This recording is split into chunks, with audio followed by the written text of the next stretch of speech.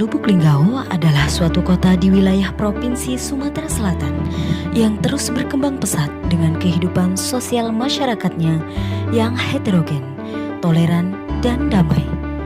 Kini, Lubuk Linggau juga tumbuh menjadi kota pendidikan yang sangat diperhitungkan. Salah satu pilar penyangga utama pendidikan adalah Institut Agama Islam Al-Azhar Lubuk Linggau. Di bawah naungan Yayasan Permata Nusantara yang didirikan oleh Dr. Kiai Haji Ahmad Mansur SEMPDI dan Ibu Nyai Qoriah pada tanggal 16 September 1996.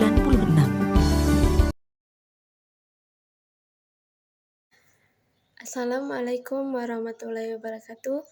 Baiklah, perkenalkan, nama saya Bunga Wasilatul Rahmah. Di sini saya ingin memberikan sedikit materi mengenai psikologi umum. Dan materi yang akan saya sampaikan ini mengenai pengertian psikologi umum, aliran-aliran psikologi, dan sudut pandang psikologi terhadap manusia. Sebelum kita masuk ke materi, saya berharap semoga video ini dapat bermanfaat bagi semua orang. Baik, kita masuk ke pengertian psikologi umum.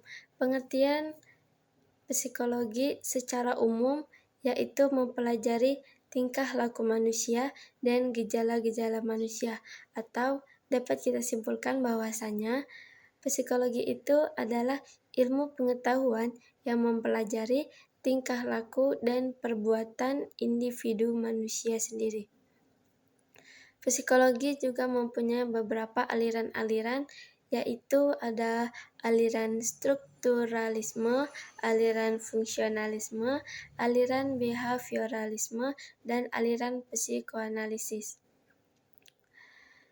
Oke, sekarang kita akan memasuki ke materi selanjutnya, yaitu aliran-aliran psikologi. Yang pertama ada aliran strukturalisme. Aliran strukturalisme ini pertama kali dikemukakan oleh Wilhelm Wundt melalui penelitiannya sendiri. Wilhelm Wundt dan rekan-rekannya bekerja dan menyelidiki hukum-hukum pembentuknya. Wilhelm Wundt ini juga rekannya berpendapat bahwasannya pengalaman mental yang kompleks ini memiliki struktur yang terdiri dari mental yang sederhana.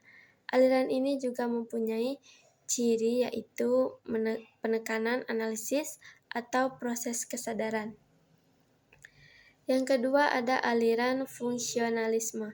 Aliran fungsionalisme mempelajari tentang penekanan pada proses kejiwaan yang sedang dihadapi dan cara menghargai manfaat psikologi. Fungsionalisme ini juga mempelajari bagaimana cara mempelajari fungsi kesadaran itu sebagai penghubung manusia dengan lingkungannya, karena sistem ini memiliki bagian yang saling berhubungan dan tidak dapat dipisahkan, yaitu seperti menghubungkan antara pikiran dan perilaku manusia dan hubungan manusia dan lingkungannya. Yang ketiga ada aliran behaviorisme. Aliran ini merupakan kelanjutan dari aliran strukturalisme, yaitu yang dikemukakan oleh Wilhelm Wundt. Aliran ini ternyata menolak unsur yang dinyatakan pada aliran fungsionalisme itu sendiri, yaitu kesadaran. Aliran ini menyatakan bahwasannya aliran behaviorisme mempelajari mengenai perilaku yang nyata. Aliran ini merupakan asumsi kejiwaan sehingga kita tidak dapat menelitinya secara langsung. Jika kita ingin menelitinya, kita harus terfokus pada sebuah tingkah lakunya, karena tingkah laku itu adalah wujud dari mental manusia sendiri. Dan yang terakhir ini ada aliran psikoanalisis. Aliran ini muncul pada tahun 1900 dan aliran ini muncul sebuah pandangan psikologi yang berkembang melalui dasar-dasar klinis psikiatris dan dipimpin atau dipelopori oleh Sigmund Freud, seorang psikiater dari Australia. Dan cara pengobatannya kita melalui kejadian-kejadian yang dialami pasien gangguan kejiwaan tersebut. Mungkin itu saja, itulah tadi beberapa aliran-aliran psikologi yang dapat saya jelaskan sedikit. Dan sekarang kita masuk ke materi yang terakhir, yaitu materi mengenai sudut pandang psikologi terhadap manusia. Manusia dipandang sebagai makhluk yang kompleks dengan berbagai psikologi yang saling berkaitan. Sudut pandang psikologi terhadap manusia melibatkan beberapa psikologi, yaitu yang pertama ada psikologi kognitif. Psikologi kognitif ini fokusnya hanya pada bagaimana cara manusia memproses sebuah informasi, memori, dan bagaimana cara proses kognitif ini mempengaruhi perilaku.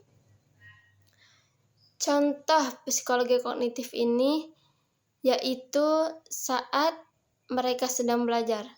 Mereka membangun sebuah ide dan memecahkan masalah yang sedang mereka pelajari ini.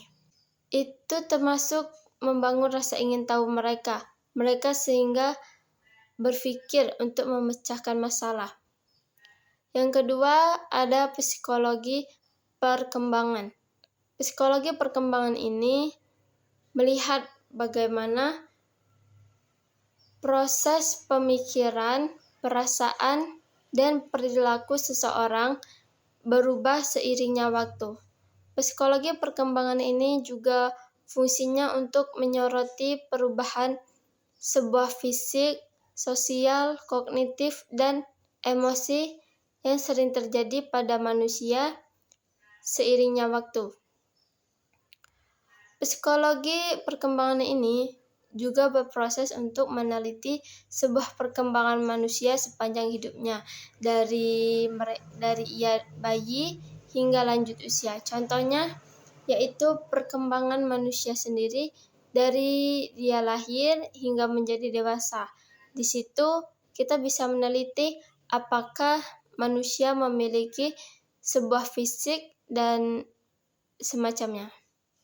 Yang ketiga ini ada psikologi sosial, di mana psikologi sosial ini gunanya untuk menyelidiki bagaimana interaksi manusia dalam sebuah konteks sosial dan bagaimana juga faktor-faktor sosial yang mempengaruhi perilaku dan pikiran individu.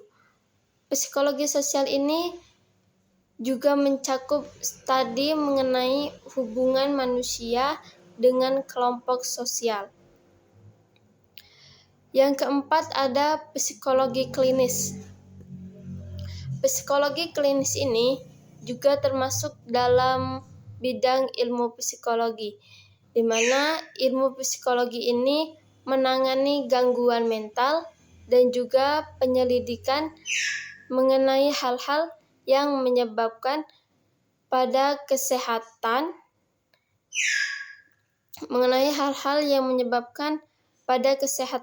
mental. Tetapi hal ini hanya terfokus pada sebuah pemahaman dan penenangan psikologi individu. Dan yang kelima ada psikologi abnormal. Psikologi abnormal ini mempelajari perilaku-perilaku yang dianggap tidak sesuai dengan norma sosial. Misalnya seperti fobia. Penderita fobia ini akan menjauh sesuatu yang akan membuat dirinya merasa takut dan cemas. Yang keenam ada psikologi industri dan organisasi. Psikologi industri dan organisasi ini tujuannya untuk memahami sebuah perilaku manusia saat kerja, termasuk juga motivasi dan produktivitas.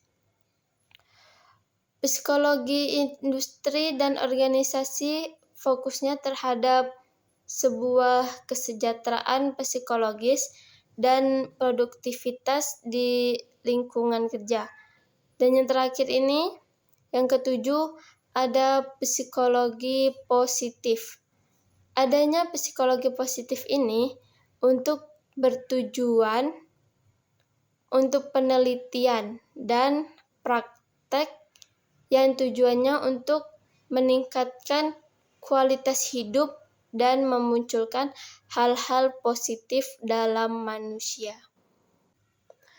Baiklah, hanya ini yang sedikit saya ketahui, yang saya pahami mengenai ilmu pengetahuan psikologi umum. Selebihnya, apabila ada kesalahan dalam penyampaian saya, tolong dibenarkan oleh teman-teman, karena saya juga masih banyak belajar mengenai materi yang saya sampaikan. Baik, bersama saya Bunga Wasilatul Rahmah. Semoga video ini dapat bermanfaat bagi kalian semua. Saya akhiri. Wassalamualaikum warahmatullahi wabarakatuh. Terima kasih sudah menonton.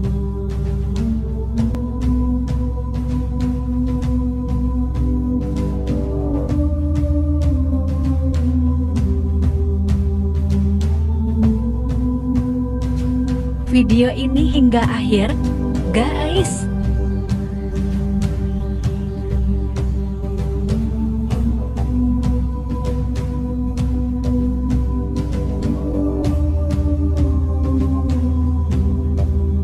Semoga bisa bermanfaat.